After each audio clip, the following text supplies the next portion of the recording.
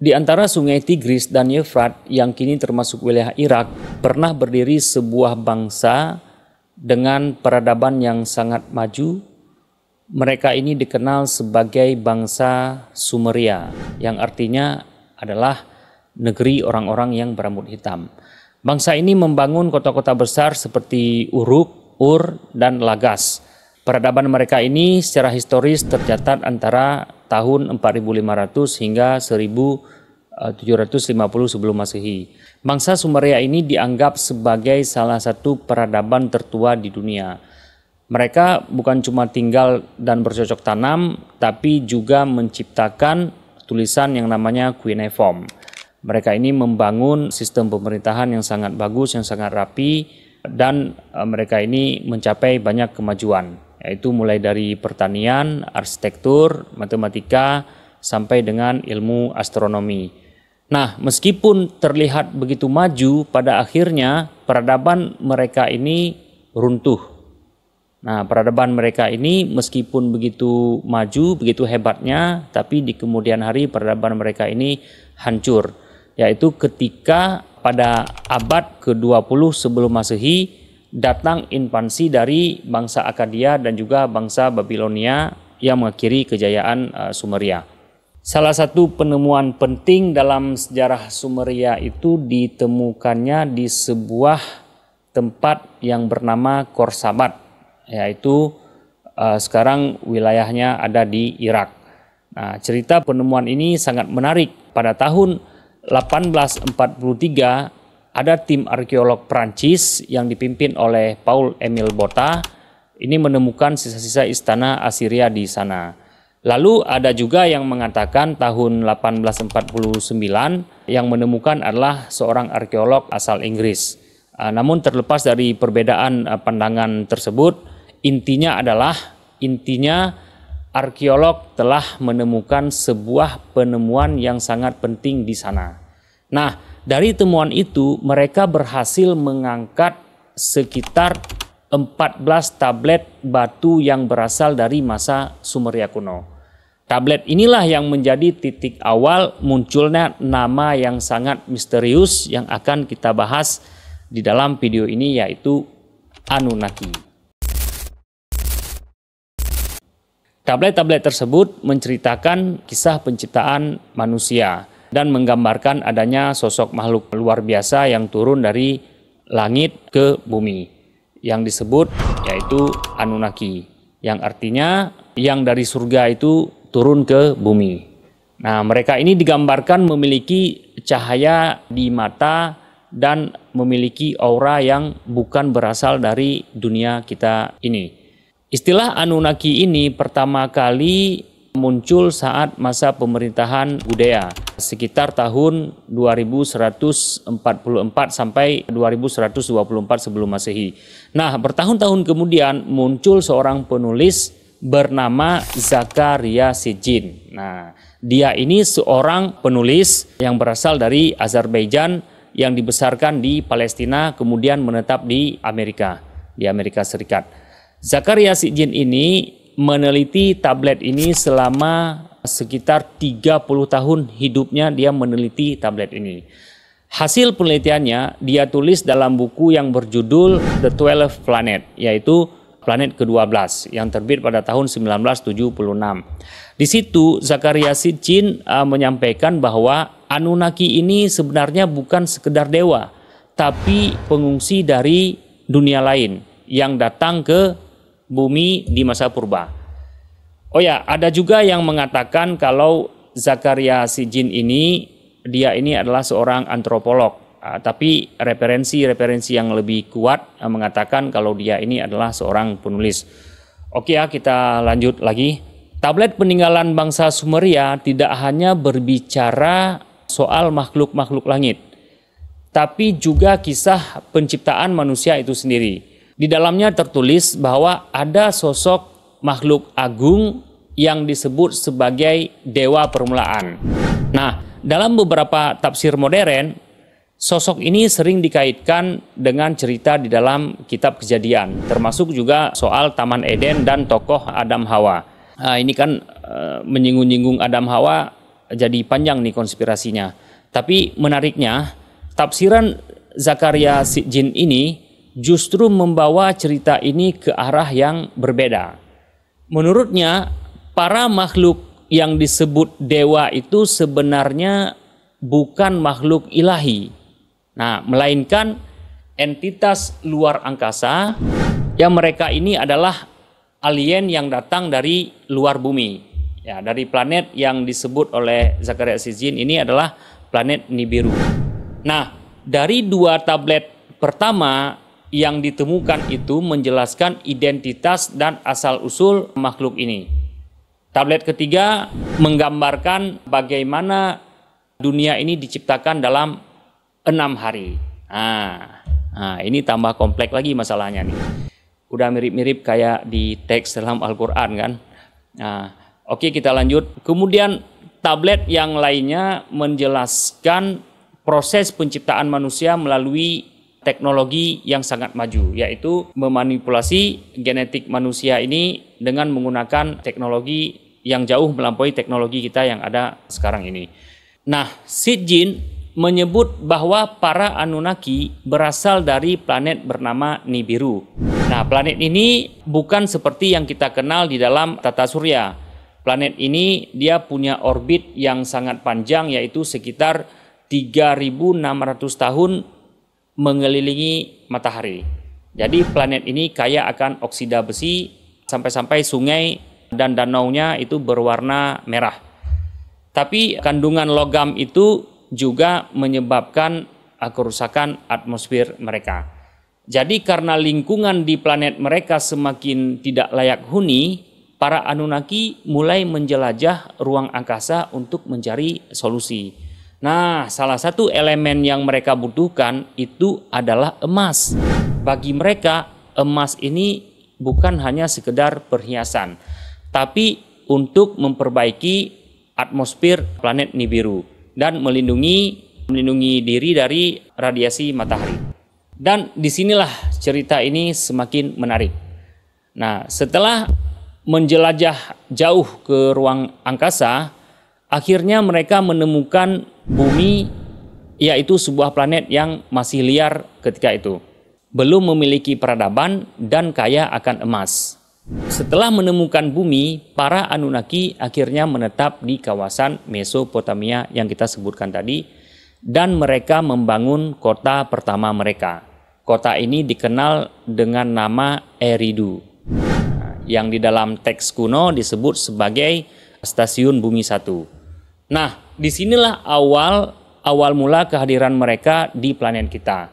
Mereka juga menciptakan sebuah taman indah yang kelak dikenal dengan nama Taman Eden. Tempat ini jadi kediaman utama para Anunnaki selama mereka tinggal di bumi. Tapi untuk menambang emas yang ada di bumi, mereka ini butuh tenaga kerja. Nah, maka dibawalah ras pekerja yang bernama Igigi. Nah, yang ditugaskan untuk melakukan apa? Nah, mereka ini, Igigi ini tugaskan untuk melakukan kerja paksa di bawah kendali Anunnaki. Nah, kisah tentang Igigi ini juga tercatat dalam sejarah Babilonia sekitar abad ke-18 sebelum Masehi.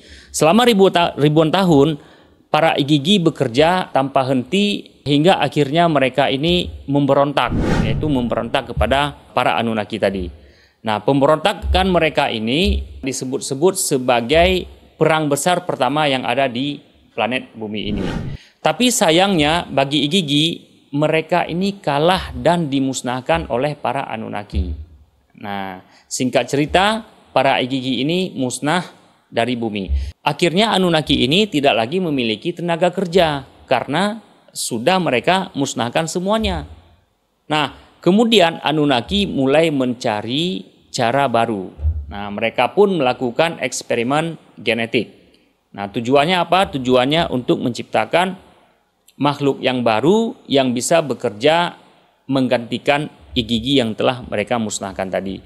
Nah, dalam salah satu artefak kuno bernama Atrahasis disebutkan bahwa sebelum terciptanya manusia, banyak makhluk hasil eksperimen dianggap gagal. Sampai akhirnya mereka mencampurkan DNA-nya Anunnaki dengan DNA Homo erectus, yaitu spesies purba yang sudah lebih dulu ada di planet bumi kita ini. Nah, dari sinilah muncul manusia modern yang kita kenal sekarang sebagai Homo sapiens. Nah, manusia pertama yang diciptakan itu diberi nama Adamu. Nah, dalam tradisi Ibrani, dia dikenal sebagai Adam. Nah, salah satu kisah bahkan menyebut bahwa perempuan pertama diciptakan dari tulang rusuk Adamu. Nah, yang mungkin jadi asal-usul tokoh Hawa dalam kepercayaan-kepercayaan teologi. Oh ya, bagi para penganut agama sekalian yang budiman, jangan baper dulu, tenang, harap tenang. Saya paham perasaan kalian, tapi tenang dulu, ini kan cuma cerita mitologi. Nah, nanti di ujung video saya akan jelaskan bantahan-bantahan terhadap cerita ini. Oke, kita lanjut dulu sementara, sabar dulu, ditahan dulu emosinya. Nanti di akhir video kita akan menjelaskan tentang cerita ini bantah-bantahan secara ilmiah. Oke, kita lanjut. Kemudian para Anunnaki lalu membekali manusia dengan pengetahuan besar. Mereka mengajarkan cara berbicara, mereka mengajarkan cara menulis, bertani, membangun rumah, dan bahkan mengenal teknologi. Nah, semua itu agar manusia bisa melayani mereka. Awalnya manusia diciptakan dalam kondisi steril. Artinya mereka tidak bisa berkembang biak. Tapi seiring waktu, jumlah tenaga kerja yang dibutuhkan ini semakin banyak. Nah, karena itulah para Anunnaki akhirnya merekayasa ulang manusia agar bereproduksi secara alami. Lalu manusia pun diperbolehkan tinggal di kota Eridu. Nah, bahkan manusia diizinkan mengunjungi Taman Eden. Tapi tentu saja ada syarat-syaratnya. Nah, mereka tidak boleh berkembang biak secara berlebihan. Nah, disinilah masalah mulai muncul. Populasi manusia ini terus bertambah melebihi batas yang diizinkan. Akibatnya para Anunnaki memutuskan untuk mengusir manusia dari Eden, dari Taman Eden. Mereka diasingkan dan harus hidup di alam liar. Cerita ini sangat mirip ya dengan kisah pengusiran Adam dan Hawa dari surga dalam beberapa kitab suci. Tapi dalam versi Sumeria ini lebih pada konflik antara manusia dan penciptanya dari dunia lain. Meskipun terusir, manusia tidak menyerah. Mereka mulai bertahan hidup, membentuk kelompok, dan perlahan membangun peradaban baru di luar pengaruh langsung para Anunnaki. Nah, menariknya ada juga kisah bahwa beberapa manusia justru dipercaya untuk mengasuh keturunan Anunnaki. Bahkan di antara manusia dan Anunnaki ini terjadi hubungan terlarang. Nah, dari situ lahirlah makhluk setengah dewa yang disebut Nephilim. Nah, yaitu raksasa yang banyak muncul dalam legenda-legenda kuno. Dalam peninggalan artefak Sumeria tercatat ada sekitar 7 dewa utama dari kalangan Anunnaki. Mereka bukan hanya tokoh mitologi, tapi diyakini sebagai pemimpin dan pengatur jalannya peradaban saat itu. Yang pertama ada Anu. Nah, ini dianggap sebagai dewa tertinggi, yaitu penguasa langit dan simbol kebijaksanaan tak terbatas. Dia ini bersatu dengan Ki, yaitu sang dewi bumi, dan dari keduanya ini lahirlah para Anunnaki, makhluk yang disebut sebagai anak langit dan bumi. Lalu ada Enlil, anak pertama Anu. Enlil adalah penguasa udara dan badai. Dia ini diyakini sebagai sosok yang memisahkan langit dan bumi dan memegang tablet takdir, yaitu sebuah artefak ilahi yang dipercaya menentukan nasib dewa maupun manusia. Karena pengaruhnya begitu besar, Enlil dijuluki sebagai bapaknya orang berkepala hitam. Kemudian ada adiknya yaitu Enki. Nah, dia ini adalah dewa air sekaligus pelindung kota Eridu. Nah, Enki ini sangat penting dalam kisah manusia. Dia ini bertanggung jawab atas penciptaan manusia melalui rekayasa genetik dan menikah dengan Ninhursag untuk bersama-sama membangun peradaban Sumeria. Lalu ada Nana, si dewa bulan. Nah, si Nana ini melambangkan pengetahuan dan rasa ingin tahu. Kemudian ada juga Utu. Nah, Utu ini dewa matahari yang dikenal sebagai pembela keadilan. Setiap hari, Utu ini dikisahkan mengendarai kereta suci menembus langit, membawa cahaya dan hukum moral. Nah, saudari kembar Utu adalah namanya Inanna. Dia ini adalah dewi yang sangat kompleks, yang melambangkan kesuburan, kekuasaan, dan juga peperangan. Sosok Inanna ini begitu penting dalam budaya kuno. Bahkan disembah di wilayah Akkadia, Babilonia, dan Assyria dengan nama Ishtar. Nah, kemudian setelah manusia berkembang dan populasi semakin besar, hubungan antara manusia dan para Anunnaki ini mulai berubah. Yang tadinya awalnya mereka ini hidup berdampingan, tapi lama-kelamaan muncul ketegangan. Enlil yang saat itu menggantikan Anu sebagai pemimpin utama, dia ini mulai merasa cemas. Dia khawatir kalau manusia dibiarkan terus berkembang, satu saat ini bisa jadi ancaman bukan hanya bagi bumi, tapi juga bagi planet asal mereka, yaitu Nibiru. Nah, di tengah kekhawatiran itu muncul peristiwa besar yang mengubah segalanya. Menurut tablet kuno, ketika Nibiru kembali mendekati bumi dalam siklus orbit 3.600 tahunnya, terjadi gangguan besar. Gravitasi planet raksasa ini memicu kekacauan, baik matahari maupun bumi. Akibatnya apa? Akibatnya muncullah bencana alam yang sangat besar. Dalam sebuah teks kuno bernama Kolbrin yang berasal dari Skotlandia, Nibiru disebut sebagai penghancur, yaitu bola api liar yang bentuknya tidak menentu. Nah, menurut kisah itu, kedekatan Nibiru ini menimbulkan serangkaian gejala, yaitu munculnya bintik matahari, kemudian juga melemahnya medan magnet bumi, mencairnya juga es di kutub, dan akhirnya terjadilah banjir besar. Banjir ini begitu besar hingga menenggelamkan kota Eridu, termasuk tambang-tambang emas yang telah dibangun oleh Anunnaki, ini ikut hancur berantakan.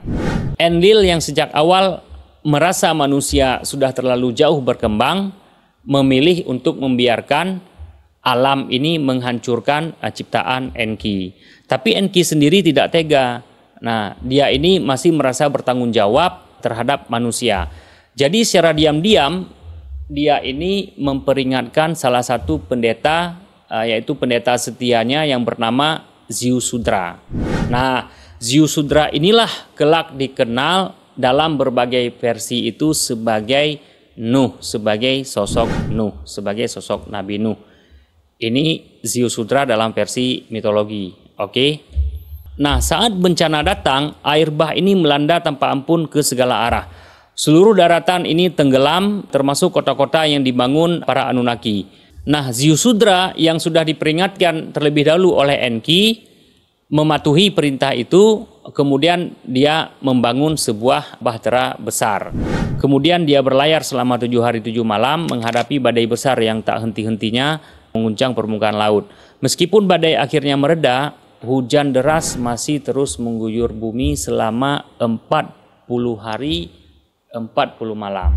Nah, cerita tentang air bah ini muncul dalam banyak versi di berbagai budaya, dari Mesopotamia hingga mitologi-mitologi lainnya di Asia dan juga Amerika. Tapi dari semua versi itu intinya sama, yaitu seorang manusia terpilih menyelamatkan umat manusia dan berbagai spesies hewan dari kehancuran total. Nah, di dalam versi Sumeria, setelah badai reda, Dewa Utu muncul di langit. Ziusudra lalu menyambutnya dengan mempersembahkan lembu dan domba sebagai tanda syukur. Awalnya Anu dan Enlil murka karena Enki telah melanggar keputusan para dewa dengan menyelamatkan manusia. Tapi setelah mendengar doa Ziusudra dan melihat pengorbanannya, mereka akhirnya luluh. Yusudra kemudian diberi kehidupan abadi dan ditempatkan di sebuah negeri yang disebut dengan Dilmun, yaitu negeri yang dipercaya sebagai tempat suci di arah timur yang jauh dari dunia manusia biasa. Dalam versi lain, misalnya dari Epos Gilgamesh, tokoh ini dikenal sebagai Utnapishtim. Ya, ceritanya mirip bahwa Enlil ingin melenyapkan umat manusia karena dianggap terlalu berisik dan mengganggu para dewa. Tapi lagi-lagi Enki bertindak sebagai penyelamat, diam-diam memberi peringatan pada manusia yang dia anggap layak. Menariknya, penelitian modern pun mendukung kemungkinan bahwa banjir besar memang pernah terjadi. Dari data es di Greenland dan Antartika, ilmuwan menemukan adanya bukti bahwa permukaan laut pernah naik drastis dalam waktu yang singkat. Nah, hal ini memperkuat bahwa kisah tentang air bah bukan sekedar legenda, tapi memang bisa jadi cerminan peristiwa nyata yang dialami nenek moyang kita. Setelah air bah surut, dunia perlahan mulai pulih. Para Anunnaki yang masih tinggal di bumi ini tidak tinggal diam, mereka kembali membangun infrastruktur mereka, termasuk pelabuhan antariksa yang dulu sempat hancur. Nah, yang menarik, dalam tablet Sumeria disebutkan bahwa pembangunan ini dilakukan dengan satu prinsip, yaitu biarkan bumi menjadi dataran dari cerminan langit. Artinya apa? Artinya bangunan-bangunan yang mereka dirikan diselaraskan dengan posisi bintang-bintang di langit. Enki meskipun diperintahkan untuk kembali ke Nibiru oleh Enlil, justru menyetujui proyek pembangunan baru di bumi. Banyak piramida dan struktur kuno yang tersebar di berbagai belahan dunia, mulai dari Mesopotamia, India, hingga Amerika Selatan.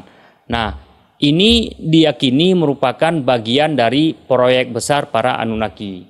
Tujuannya apa? Tujuannya adalah sebagai penanda dan panduan jika suatu hari nanti mereka kembali ke bumi. Sebelum benar-benar pergi, Enki meninggalkan sesuatu yang sangat penting bagi umat manusia, yaitu warisan pengetahuan. Mulai dari arsitektur, matematika, musik, astronomi, hingga sistem pemerintahan. Semuanya ini diajarkan kepada manusia. Bahkan Enki juga memperkenalkan konsep monarki, yaitu pemerintahan berdasarkan garis keturunan. Hanya mereka yang memiliki darah Anunnaki atau hasil dari manipulasi genetik tertentu yang diizinkan menjadi pemimpin. Nah, inilah yang diyakini menjadi asal mula tradisi bangsawan yang menikah hanya sesama keturunan kerajaan. Demi apa? Demi menjaga kemurnian garis darah keturunan mereka. Para Anunnaki juga memerintahkan pembangunan kuil-kuil raksasa seperti ziggurat yang disusun selaras dengan rasi bintang tertentu. Semua itu dibangun dengan tujuan yang sangat jelas, yaitu untuk memandu kembalinya para Anunnaki ke bumi di masa depan nanti. Nah, bahkan hingga abad modern, cerita tentang Anunnaki masih menarik perhatian. Sempat muncul film yang berjudul Anunnaki, yaitu karya John Gress. Film ini digadang-gadang sebagai adaptasi bebas dari buku Zakaria Sitchin yang kita sebutkan tadi, The 12 Planet, yaitu planet ke-12. Dan rencananya film ini akan menjadi trilogi yang menggambarkan kedatangan para Anunnaki ke bumi, penciptaan manusia, hingga konflik para dewa alien itu sendiri. Namun secara mengejutkan, proyek film ini tidak pernah tayang ke publik. Setelah sempat diumumkan dan bahkan ditayangkan cuplikan teasernya, film ini mendadak dihentikan tanpa penjelasan yang jelas. Situs resminya pun ditutup, semua akun media sosial yang berkaitan dengan film-film ini juga hilang. Dan tidak ada informasi lanjutan dari pihak produser.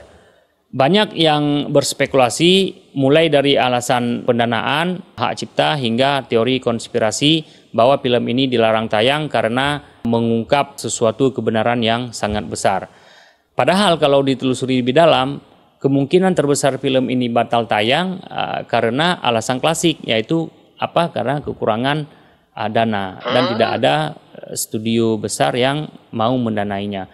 Bahkan beberapa aktor dan kru dalam proyek film tersebut pernah mengatakan bahwa produksinya ini memang bermasalah sejak awal. Tapi bagi para penggemar teori Anunnaki, hilangnya film ini justru dianggap sebagai bukti bahwa adanya sesuatu yang disembunyikan ke publik. Nah, ini sebuah narasi yang sayangnya malah makin menyebarkan mitos ketimbang kebenaran. Oke, sekarang kita akan bahas bantahan terhadap cerita ini. Oke, bantahan terhadap mitologi ini. Sebagian orang memang percaya bahwa manusia bukan diciptakan oleh Tuhan atau hasil evolusi, tapi diciptakan oleh makhluk luar angkasa yang bernama Anunnaki yang konon berasal dari planet Nibiru yang kita jelaskan sudah panjang lebar tadi. Narasi ini dipopulerkan oleh Zecharia Sitchin lewat bukunya yang berjudul The 12 Planet yang terbit pada 1976. Dalam buku itu, dia mengeklaim bahwa Anunnaki datang ke bumi ribuan tahun lalu untuk menambang emas dan menciptakan manusia sebagai budak genetik. Tapi kalau kita telusuri secara ilmiah, klaim-klaim ini tidak punya dasar yang kuat. Pertama, bangsa Sumeria ini memang benar-benar ada. Mereka hidup di Mesopotamia itu antara tahun 4500 sampai 1750 sebelum Masehi. Mereka meninggalkan banyak bukti berupa tablet, cuneiform, dan kota-kota besar seperti yang kita sebutkan tadi, Uruk, ada Ur, dan juga Lagas. Tapi tidak ada satupun bukti bahwa mereka ini pernah bertemu dengan makhluk luar angkasa. Kata Anunnaki itu sendiri dalam bahasa Sumeria ini berarti keturunan An atau anak-anak langit. Jadi bukan alien. Hal ini dijelaskan oleh Dr. Michael Heiser, ahli bahasa kuno dan juga seorang teolog di dalam bukunya. Ia secara khusus membantah Zecharia Sitchin dan menunjukkan bahwa tidak ada teks asli yang menggambarkan Anunnaki sebagai makhluk luar angkasa. Lalu soal planet Nibiru, Sitchin menyebutkan planet ini sebagai tempat asal Anunnaki yang mengorbit matahari 3.600 tahun. Nah, menurut para astronom dan lembaga resmi seperti NASA, planet seperti itu tidak pernah ada sama sekali. Nah, kalaupun benar ada, efek gravitasinya ini pasti sudah terdeteksi sejak lama.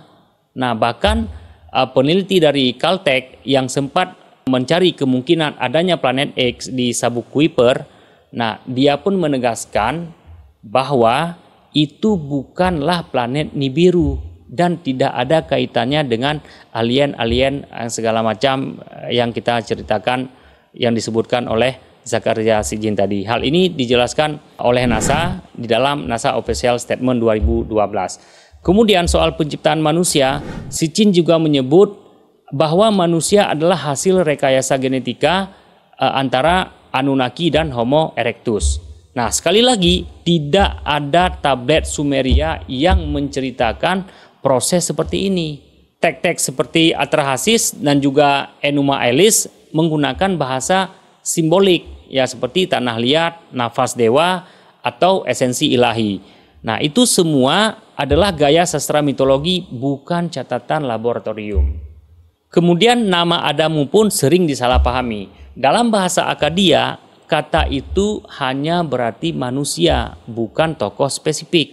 Jadi menyamakan Adamu dengan tokoh Adam yang ada di dalam kitab suci, Nabi Adam yang ada dalam kitab suci, ini adalah bentuk penyederhanaan yang tidak punya dasar ilmiahnya sama sekali.